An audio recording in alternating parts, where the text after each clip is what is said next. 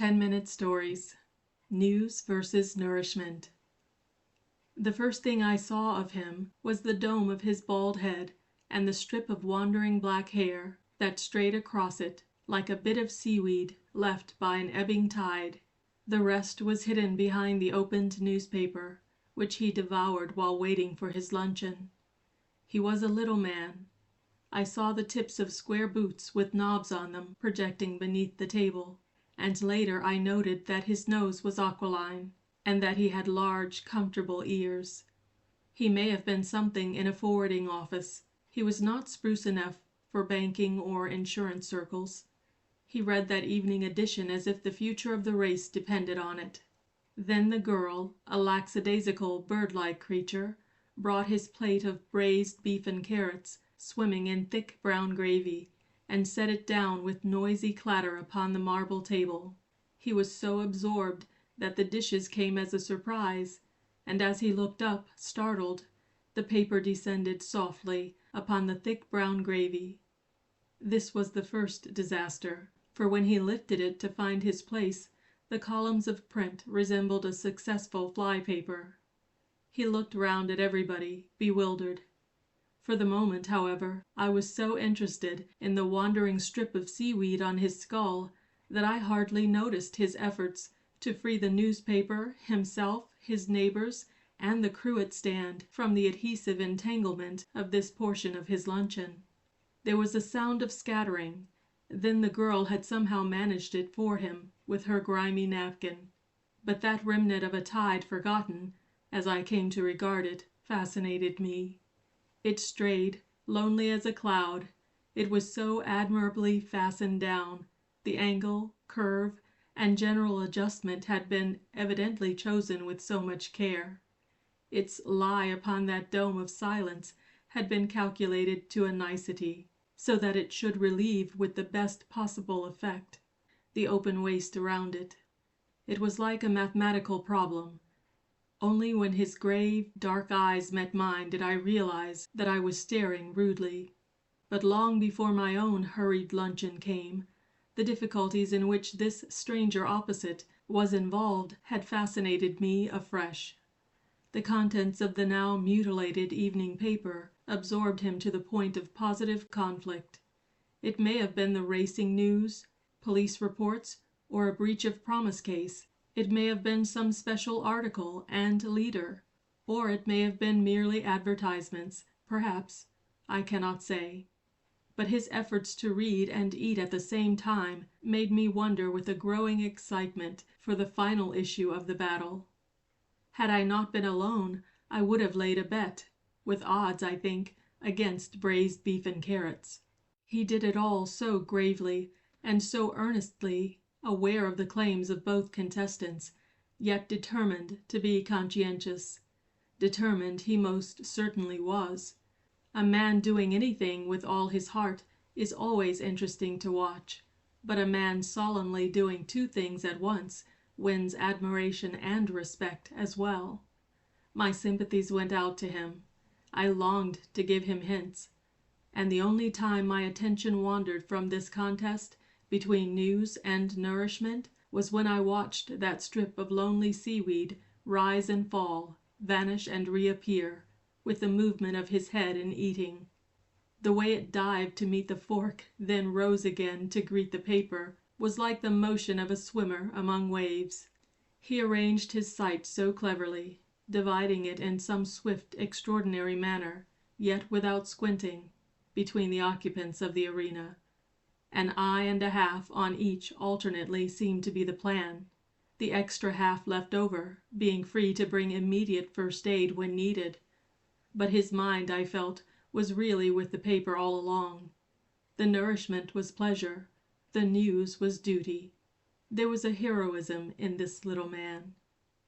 He would heap his fork with a marvelously balanced pyramid of beef and carrots and bread, smear it over with thick gravy, top it with a dash of salt, all with one hand this, then leave it hovering above the plate while he looked back keenly at the paper, searching to find his place.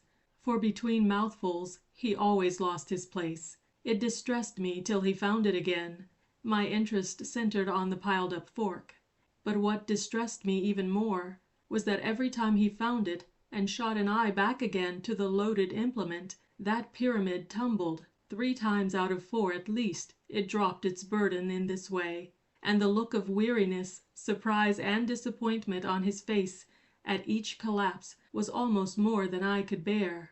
In silence he looked at that fork as some men look at a dog, with mortified astonishment. "I'm surprised at you," his expression said. "After all those years, too." I longed to ask, "Why did you add that carrot to the top? You might have known by this time." But his own expression said quite plainly, "I built you up so very carefully, all with one hand, too. You really might have stayed." My own tension became too keen then for mere amusement.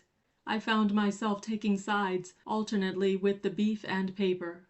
I was conscious of a desire to steady the fork for him while he read, and then to guide it straight into his mouth, for it next became most painfully obvious that he rarely found the opening at the first attempt. With that overloaded, overbalanced fork, a dripping carrot perched on the apex of the pile, he jabbed successively his lower lip, his cheek, his chin, and once at least the tip of his nose, before the proper terminus was reached and delivery accomplished. Small beauty spots of brown remained dotted here and there to mark the inaccuracy of his aim and the firmness of his persistence. For he was so patient, both jobs he did so thoroughly. I began to wonder if he did 2 things at once at other times as well. Whether, for instance, he buttoned his collar with one hand, while with the other he led that strip of seaweed into safety for the day's adventure. Surely, it seemed, he must excel at those parlor tricks, which involve patting the breast with one hand and rubbing it up and down with the other simultaneously. Something of the sort he surely practised, although the way, with a piece of bread speared on his fork, he groped all round the table for gravy that was cooling on his plate, made me question his absolute skill sometimes.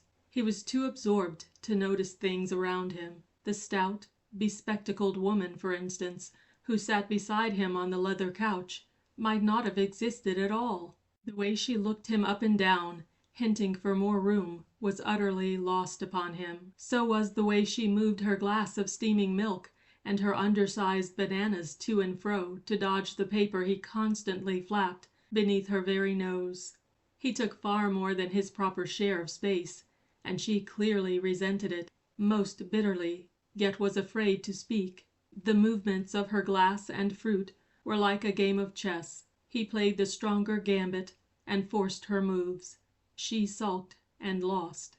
The girl came up and whisked his unfinished plate away, asking him with a sideways bend of the head, bird-like rather, if he wished to order anything else, and his face shot up above the edge of the paper as though she had interrupted him in the midst of a serious business transaction. "Didn't I order something, miss?" he was heard to inquire resentfully, one eye glued still to the sheet. "Nothing, not yet," came the disinterested reply. "Bring me sultana pudding, hot, no cold, I mean, with sauce, please," he said, as if remembering some quotation learnt by heart, and down he plunged once more beneath that sea of print. But with the arrival of the cold sultana pudding came the crisis of the battle, for the pudding was slippery. It stood on end amid its paste-like sauce, impatient of amateur attack, inviting more skill than evidently he possessed. He caught my warning eye once or twice upon him, but disregarded it. These whole-hearted people never take advice. Smothering the toppling form with sugar, he seized a fork and aimed, but before striking buried his eyes again in the paper. The shot flew wild. The pyramid of dough went slithering round the plate as though alive, scattering sauce upon the marble table. A second shot, delivered with impatience, took off the top and side. He speared the broken piece, still without looking up to direct it properly, gathered a little sauce and sugar on the way, then, flushed with success, the face turned sideways toward the paper, rushed recklessly for his mouth, and bit an empty fork. The load had slipped aside en route, or rather the paper holding the best portion in the field had taken it prisoner, for it fell with a soft and sticky thud into the column nearest to his waistcoat. This time he spooned it up, and for a little time after that he had success. The paper and the pudding ran neck and neck along the home stretch. He read with absorbing interest. He ate without waste of attention. I watched him with amazement.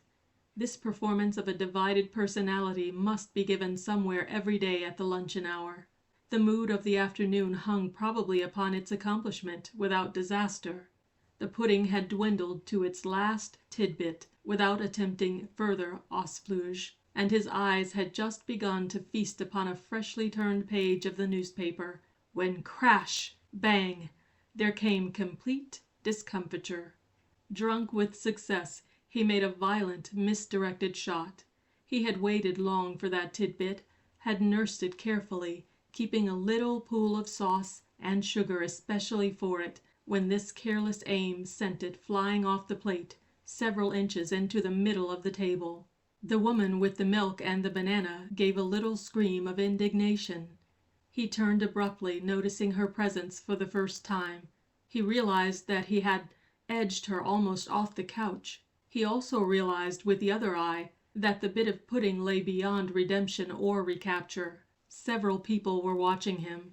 He could not possibly, without total loss of dignity, restore it to an edible condition. He shunted down the seat, with the sideways movement of a penguin, quietly replaced the errant morsel on his plate, called for his bill, then waited resignedly with a sigh, a defeated man. Our eyes met in that moment, full and square across the room. "I told you so," mine said. "You were too reckless with it."